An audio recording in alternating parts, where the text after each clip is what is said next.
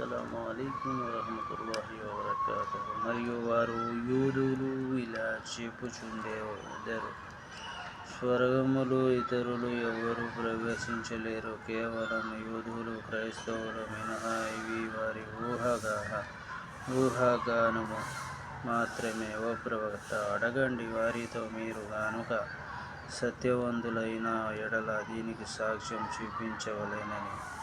ఏ వ్యక్తి అయితే తన మార్గమును అల్లాహ్ వైపు మరలించునో మరియు నిర్మలత్వంతో ఉండునో, అలాంటి వ్యక్తి దాని ప్రతిఫలం అల్లాహ్ దగ్గర చేరినప్పుడు పొందును.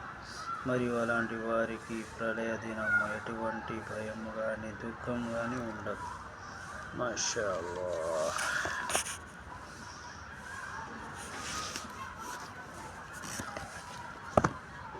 అస్సలాము అలైకుం.